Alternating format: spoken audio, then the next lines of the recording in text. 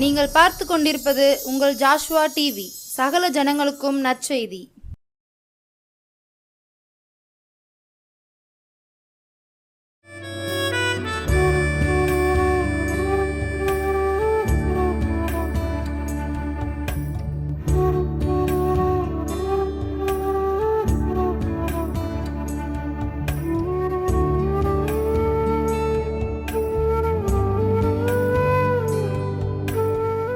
நானே இயேசு ஜீவப்ப ஒளித்தின் மூலமாக உங்களை அனைவரையும் இந்த ஜோஸ்வா டிவி மூலமாக அற்புதத்தின் நேரமாக பார்க்கவும், உங்களோடு கூட தேவனுடைய வார்த்தையை கொடுக்கவும் தேவன் நல்ல ஒரு கிருபையாக தந்திருப்பதற்காக உமக்கு ஸ்தோத்திரிக்கிறோம், நன்றி சொல்கிறேன்.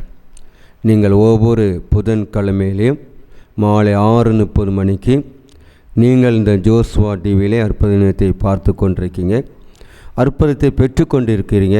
அதுக்காக ஸ்தோத்திரம். ஏனென்று சொன்னால் இந்த டிவி ஊழியத்துக்காக நாங்கள் அற்புதத்தின் நேரத்துக்காக ஜெபிக்கும் பொழுது அனைவருடைய குடும்பத்தில் இருக்கிற கண்ணீர், பாரங்கள், உபத்திரங்கள், நிந்தைகளை நாங்கள் பார்த்து ஜெபிக்கிற நாட்களில் உண்டு. அப்படிப்பட்ட அற்புத நேரத்திலே உங்களுக்காக ஜெபிக்கவும், உங்களுடைய குடும்பங்களுக்காக ஜெபிக்கவும் கர்த்தர் கிருபை செய்வாராக. அப்படி யாராவது உங்களுடைய குடும்பத்தில் ஜெபிக்கணும்னு சொல்லி நினைப்பீர்களானால் இந்த ஸ்க்ரீனில் என்னுடைய நம்பர் வருகிறது, அதை நீங்கள் கான்டாக்ட் பண்ணி எனக்காக ஜெபம் பண்ணுங்கள். உங்களுக்காக நான் ஜெபம் பண்ணுவேன். கர்த்தர் உங்களை ஆசீர்வதிப்பாராக. எல்லாரும் ஒரு விசை கண்களை மூடி. அப்பா பிதாவே, குமாரன் பரிசுத்த ஆவியானவரே, உமக்கு நன்றி சொல்கிறோம் ஆண்டவரே. இந்த அற்புதத்தின் நேரத்தை பார்த்து கொண்டிருக்கிற ஒவ்வொரு ஜனங்களுடைய குடும்பத்திலையும் தேவ வல்லமை இறங்கட்டும்பா, தேவ கிருபை இறங்கட்டும்பா. குடும்பத்திலே சமாதானம் இல்லாமல், சுகம் இல்லாமல், சந்தோஷம் இல்லாமல் ஆண்டவரே, அநேக குடும்பத்தில் ஆண்டவரே சமாதானம் இல்லாமல் இருக்கிறாங்கப்பா, வீடுகளில் சுகம் இல்லாமல் இருக்கிறாங்கப்பா. இப்படிப்பட்ட குடும்பங்களுக்குள்ள உம்முடைய வார்த்தைகள் கடந்து சொல்லட்டும். இந்த அற்புதத்தின் நேரம் மூலமாக அவர்களுக்கு ஒரு சமாதானம் உண்டாகட்டும். பிதா, குமாரன் பரிசுத்த ஆவியானுடைய கரத்திலே கொடுத்து நான் ஜெபிக்கிறேன். ஜீவனுள்ள நல்ல பிதாவே, ஆமேன். 121வது சங்கீதத்திலே அதில் 7வது வசனம் சொல்கிறது, கர்த்தர் நல்லவராயிருக்கிறார், அவர் கிருபை உள்ளவராயிருக்கிறார், அவர் பரிசுத்தர் பரிசுத்தர், தேவன் நம்மோடு கூட இருக்கிறவர், வல்லவர் வல்லவர் வல்லவர் வல்லவர், அவர் கிருபை உள்ளவர். பாருங்கள், அந்த 7வது வசனம் சொல்கிறது, உன் அலங்காரத்துக்குள்ளே சமாதானமும் உன் அரண்மனைக்குள்ளே சுகமும் இருப்பதாக என்று சொல்கிறார். உன் அரண்மனைக்குள்ளே, உன் அலங்காரத்துக்குள்ளே சமாதானம், உன் அரண்மனைக்குள்ளே சுகம் இருப்பதாக. அனைவருடைய இல்லத்தில் பார்ப்போமானால் ஒரே பிரச்சனை, ஒரே குழப்பங்கள். வீட்டுக்குள்ளே கணவன் மனைவிக்குள்ளே பிரச்சனை, பிள்ளைகளுக்குள்ளே பிரச்சனை, ஒரு சமாதானமே இல்லை, ஒரு சந்தோஷம் இல்லை. ஆனால் பிலிப்பியர் 4:4 சொல்லுகிறது, ஆமே, நீங்கள் இப்பொழுது சந்தோஷமாயிருங்கள், மறுபடியும் நீங்கள் சந்தோஷமாயிருங்கள் என்று சொல்லுகிறார். இப்பொழுது நீங்கள் சந்தோஷமாயிருங்கள், மறுபடியும் நீங்கள் சந்தோஷமாயிருங்கள். கர்த்தர் உங்களோடு கூட பேசுகிற வார்த்தை. உங்கள் வீட்டுக்குள்ளே சமாதானம், உங்கள் வீட்டுக்குள்ளே சந்தோஷம் இருக்குமானால் நீங்களும் நானும் வீட்டுக்குள்ளே எப்படி இருக்க வேண்டும்? வெளிப்படுத்தல சொல்லுகிறது, 3ஆம் அதிகாரத்திலே சொல்லப்படுகிறது, நான் சமாதானத்தை வைத்து போகிறேன், உலகபிரமான சமாதானத்தை அல்ல, என்னுடைய சமாதானத்தை உங்களுக்கு வைத்து போகிறேன் என்று சொல்லுகிறார். மறுபடியும் நான் வருவேன், ஒரு ஸ்தலத்தை ஆயத்தப்படுத்த போகிறேன், மறுபடியும் அந்த ஸ்தலத்துக்கு உங்களை அழைத்து கொண்டு போகிறதுக்காக வருவேன், என் சமாதானத்தை உங்களுக்கு வைத்து போகிறேன் என்று சொல்லுகிறார். அநேகருடைய இல்லத்திலே, அலங்காரத்துக்குள்ளே, வீட்டுக்குள்ளே சமாதானம் இல்லை, சந்தோஷம் இல்லை, வேத வாசிப்பு இல்லை, ஜெபம் இல்லை.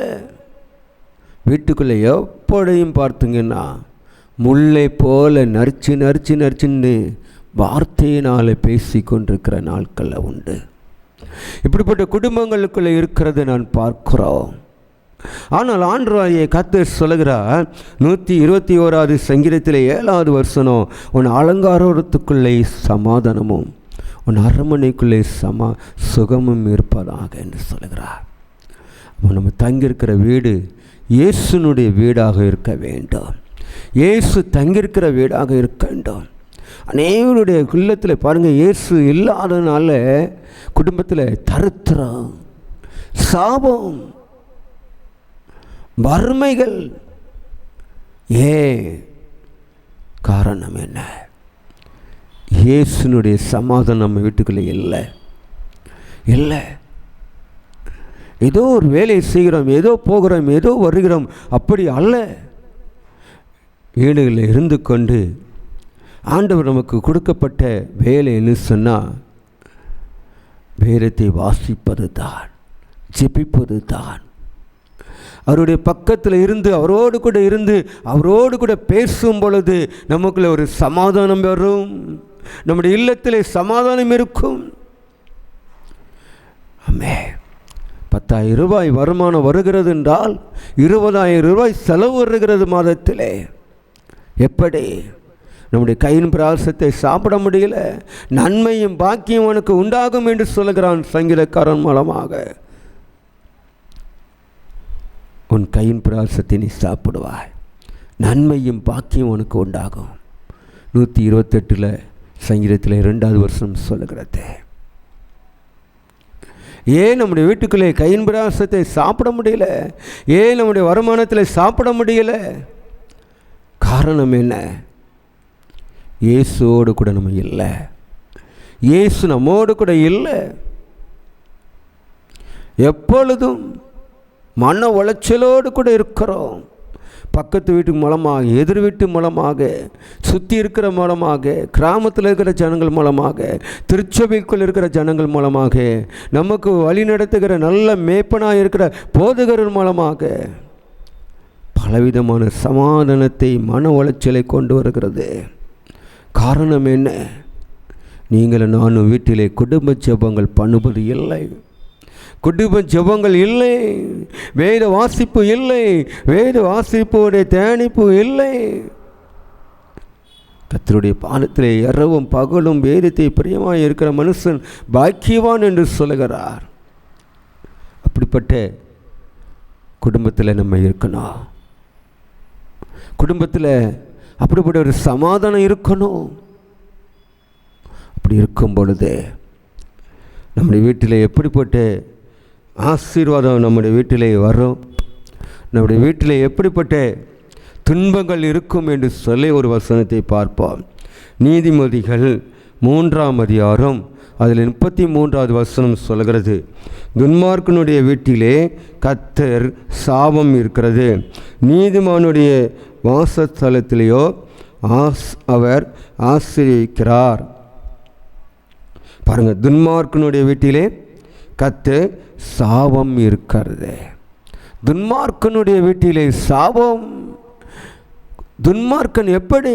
கர்த்தருடைய வேதத்தை வாசிக்காமல், ஜெபிக்காமல், ஊழியக்காரர்களை பேசி, சபைகளை பேசி, திட்டி, அவங்க வாயில் வருகிற வார்த்தைகள் சாபமான வார்த்தைகள், சபிக்கிற வார்த்தைகள் நம்முடைய வாயில் வருகிறது.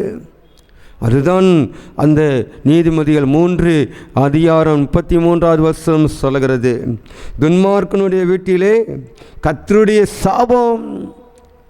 கர்த்தருடைய சாபம். துன்மார்க்கனுடைய வீட்டிலே யாருடைய சாபம் வருகிறது? கர்த்தருடைய வாயிலிருந்து சாபம் வருகிறது, கர்த்தருடைய கரத்திலிருந்து சாபம் வருகிறது.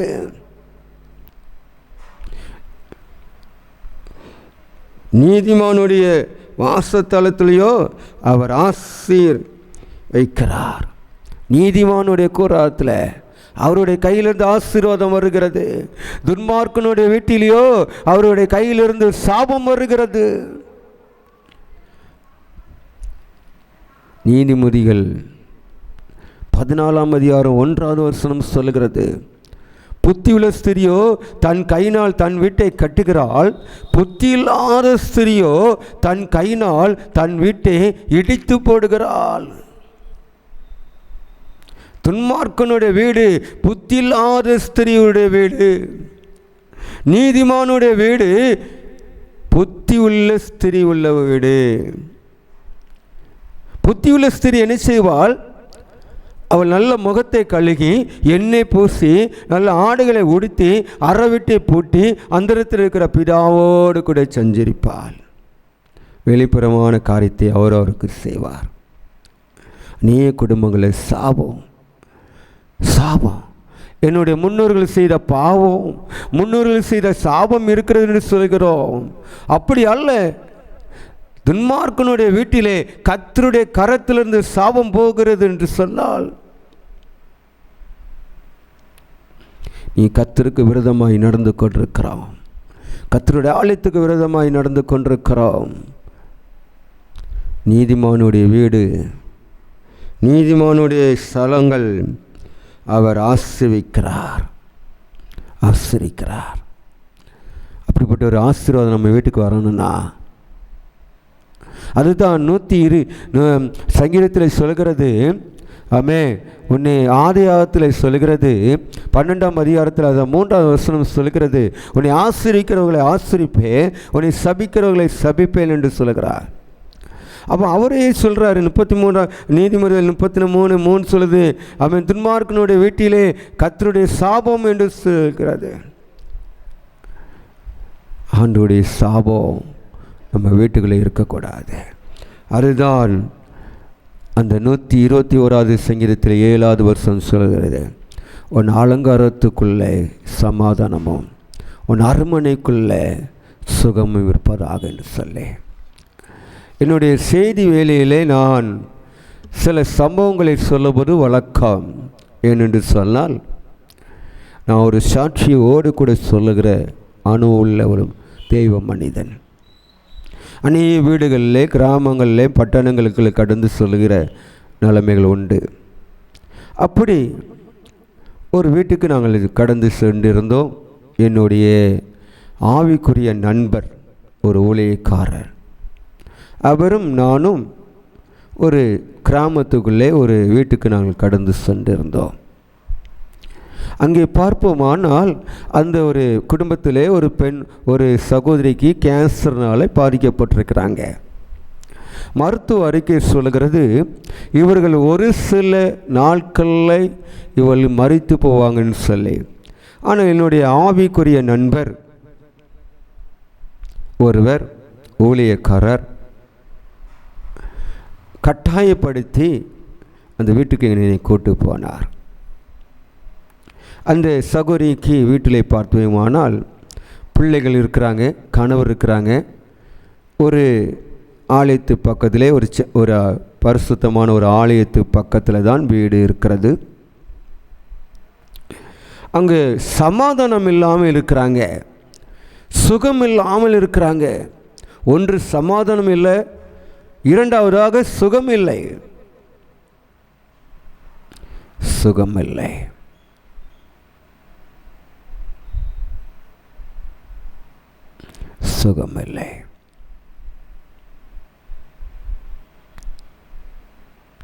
அப்படிப்பானால் அந்த வீட்டுக்குள்ளே நாங்கள் போய் ஜெபித்தோம்.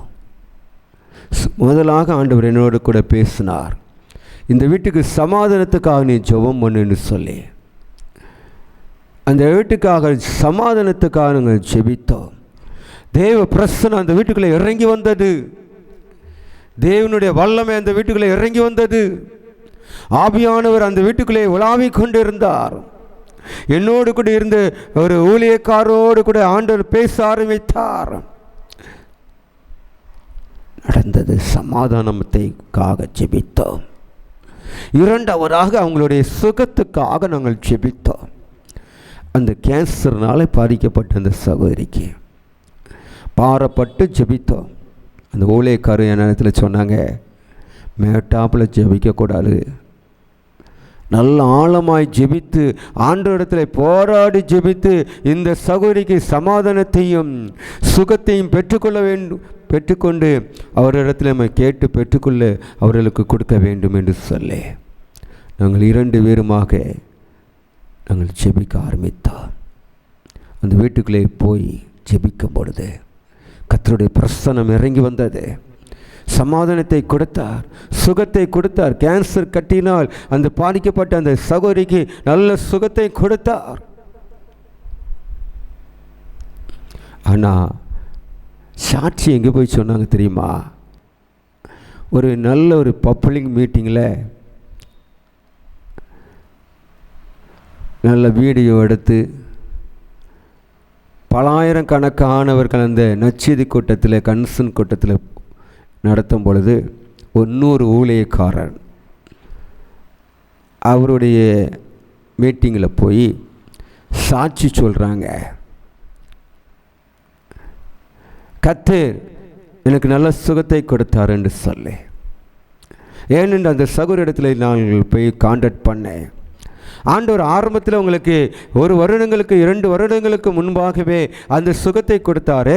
2 வருடங்களுக்கு பிறகு உங்களுடைய முகங்கள் வீடியோவில் தெரிய வேண்டுமோ, டிவியில் தெரிய வேண்டுமோ, நீங்கள் சுகம் பெற்றீங்கன்னு சொல்லி அங்கே போய் சொன்னீங்களே என்று சொல்லி கேட்கும் பொழுது அவர்கள் சொன்னாங்க, ஐயா ஏதோ சொல்லிட்டோம் அப்படி சொன்னாங்க. அப்படி அல்ல, அப்படி அல்ல. நம்முடைய குடும்பத்தில் வந்து ஜெபித்தவர்களுக்கு மத்தியில் சாட்சி சொல்லும் பொழுது, உன் சபையில் சாட்சி சொல்லும் பொழுது, உன் திருச்சபையில் சபையில் சாட்சி சொல்லும் பொழுது, கர்த்தர் மெய்யாகவே உன் அலங்காரத்துக்குள்ளே சமாதானமும் உன் அரண்மனைக்குள்ளே சுகத்தை ஆண்டவர் கொடுப்பார், கொடுப்பார், கொடுப்பார். துன்மார்க்கனுடைய வீட்டிலேயோ சாபம் இருக்கிறது, நீதிமானுடைய வீட்டிலேயோ ஆசீர்வாதம் இருக்கிறது. இந்த ஆசீர்வாதத்தை உங்கள் மத்தியிலே கடந்து வருகிறவர் பெரியவர். இன்னொரு வேதத்திலிருந்து ஒரு சம்பவத்தை சொல்லி உங்களுக்காக நான் ஜெபித்து கொண்டு போக நான் ஆசைப்படுகிறேன். இந்த அற்புதத்தின் நேரத்தை பார்த்து கொண்டிருக்கிற உங்களே ஆண்டவர் ஜோதி, மரிய ஜோதி, கர்த்தர் உன் வீட்டுக்குள்ளே இறங்கியிருக்கிறார். மரிய ஜோதி, உன் வீட்டுக்குள்ளே இயேசு வந்திருக்கிறார். ஒரு சமாதானத்தோடு ஒரு பிரபா இறங்கி வந்திருக்கிறார். பிராபை போல இறங்கி வந்திருக்கிறார். மரிய ஜோதி, எனக்கு அபிஷேகம் வேணும், என் தேவனுடைய வார்த்தை எனக்கு வேணும். 7 மாதங்களாய் உன் வீட்டுக்குள்ளே உட்கார்ந்து கொண்டு தேவ சமாதானத்தினுடைய பிறப்பாக எனக்கு ஒரு அபிஷேகம் வேணும் என்று சொல்லி, பரிசுத்த ஆவியானவரை பெற்றுக்கொள்ளணும்னு சொல்லி நீ கேட்கிறாய். இன்னைக்கு ஆண்டவர் உனக்கு அந்த சமாதானத்தை கொடுக்கிறார். உன் இல்லத்துக்குள்ளே சமாதானத்தை கொடுக்கிறார். உன் வீட்டுக்குள்ளே சுகத்தை கொடுக்கிறார். பிராபை போல் வீட்டுக்குள்ளே இறங்கியிருக்கிறார். உன் வீடு ஆசீர்வதிக்கப்பட்ட வீடாக இருக்கிறது, ஆசீர்வதிக்கப்பட்ட வீடாக இருக்கிறது. இயேசு நல்லவர். அவர்